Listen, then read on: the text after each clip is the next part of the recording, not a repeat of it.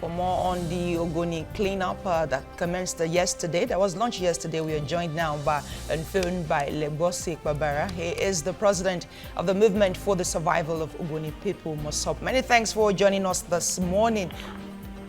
Oh, thank you. Indeed. And good morning.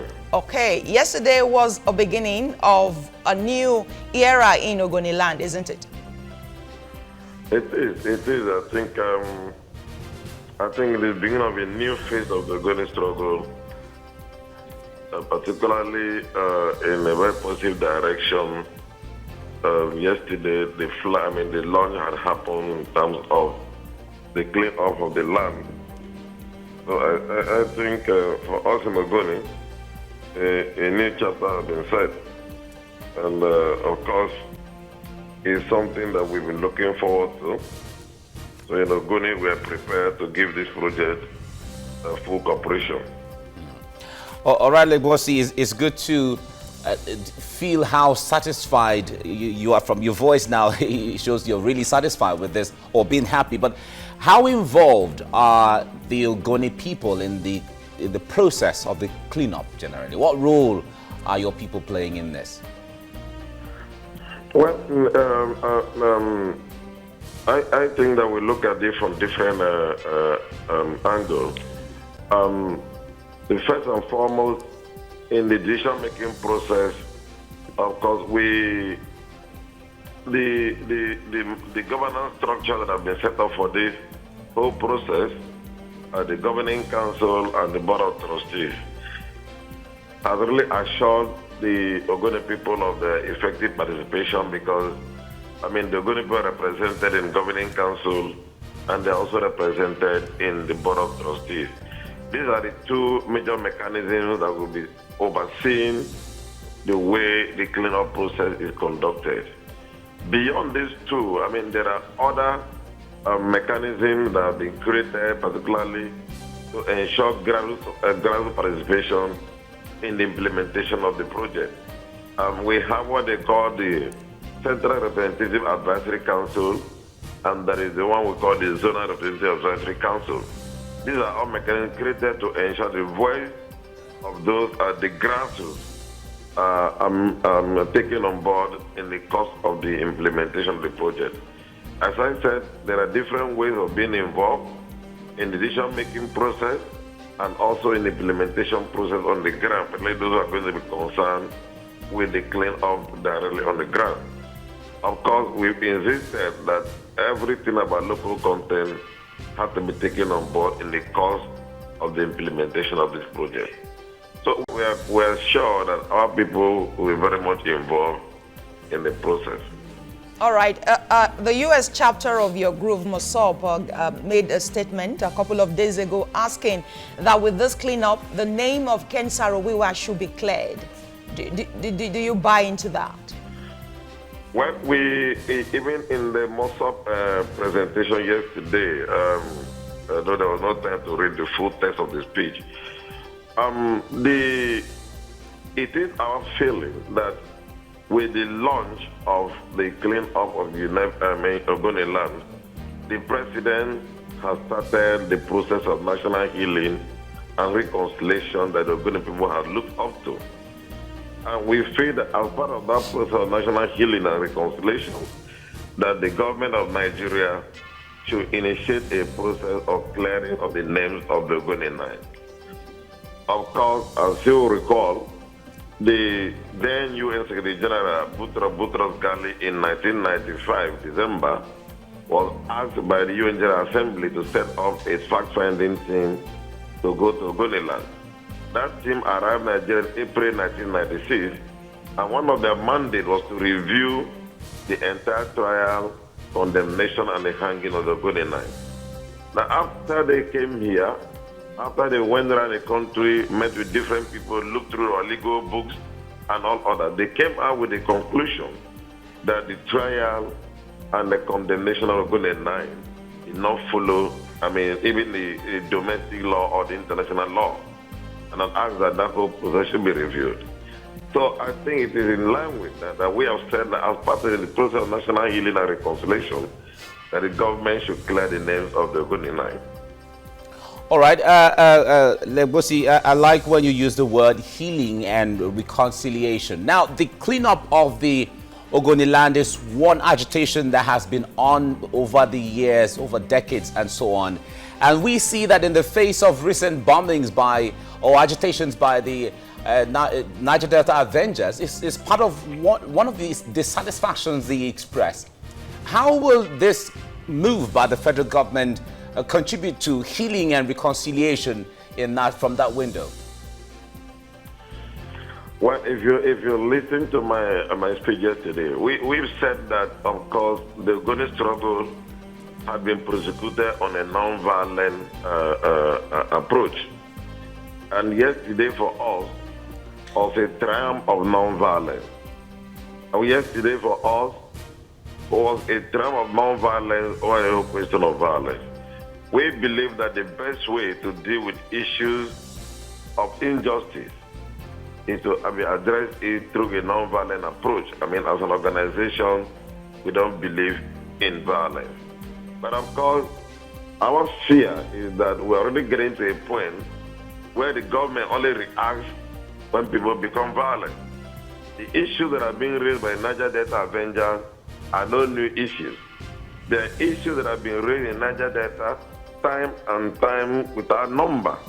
But perhaps the way the government had handled the issue, perhaps had necessitated the way and the approach that they are taking now, which are a different hour. And that is why we warned yesterday that government should not only wait until when people are, resorted to carry arms before they will open the door of dialogue. We believe that once people raise issues about injustice, a mechanism should be put in place to ensure that that issue of injustice is dealt with and addressed. Okay, all right. Talking about reconciliation and healing and cleaning the Ogoni land, you're aware that it's going to take between 20 to 30 years. So if you have a choice, if you had a choice in the template of things, which area do you think should be the immediate focus and priority? Well, this whole thing are too bad. The first immediate thing to do is to clean the land, and that will follow by a restoration process. The issue now, the first thing, has to be done now is to ensure that the land is clean, and once that is finished, then you have to start the restoration process of ensuring that lost species, extinct species are brought back to the land. Okay. So our prayer now is that the clean-up should start immediately. All right. We know that in the past, from reports we hear, sometimes when federal government have initiatives and programs and projects in the Niger Delta, sometimes they talk about it being hijacked by some sons and daughters of the land, sometimes even by traditional rulers generally. In this case now, when it comes to the ownership of this project, this program, in whose hands are all of this initiative now? Well, as you know, the event that happened yesterday did not just come. That event happened because, as I said, it has an origin in the Ogoni struggle. That event happened because over 25 years ago, our leaders came together and launched the Ogoni Bill of Rights. And it was in an attempt to ensure that the desire of the Ogoni people as expressed in the Bill of Rights, that MOSA was formed as a vehicle to ensure that that is actualized. So what happened yesterday is a combination of the efforts of our leaders, of our people, to ensure that the Ogoni environment is restored. So already it is a people's process. It is something that is the product of the collective struggle of the Ogoni people. So nobody can play politics about that. Of course, there is that tendency that is going to come. But of course, as I said, all of us have a role to play at this point. You see, that is what I was saying. That a new chapter, the other chapter is over.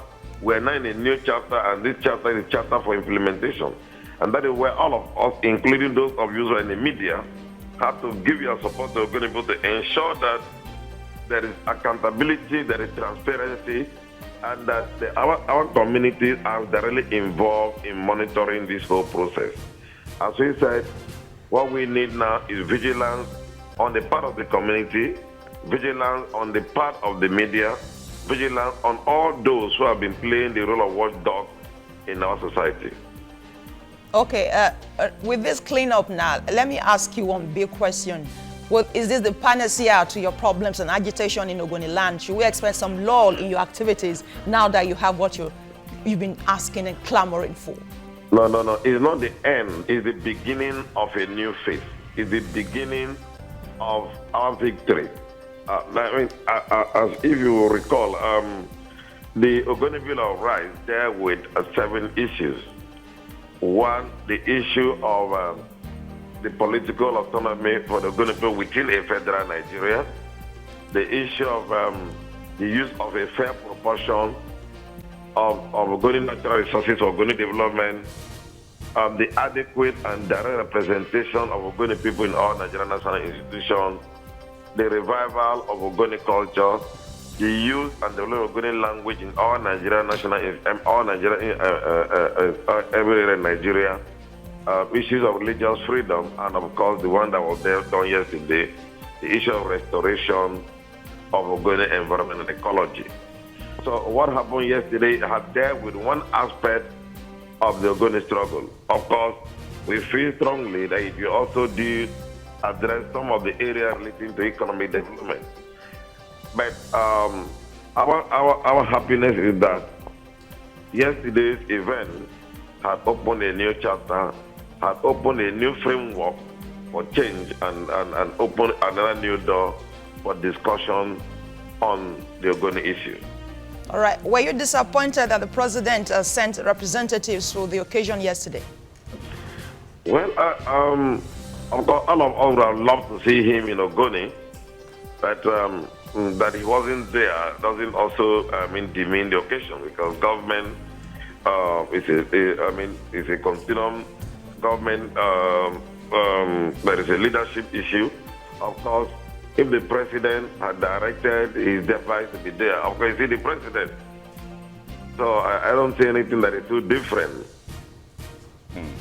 All right, we know that this cleanup is a dream come true of and agitations by that has been championed or brought to limelight for the first time. Ken Saro-Wiwa drawing world's attention to the plight of the Niger Delta and all of that. Now, if after this cleanup, are there any projects or programs that are meant to immortalize, or like a monument to remember and immortalize Ken Saro-Wiwa in all of this mix?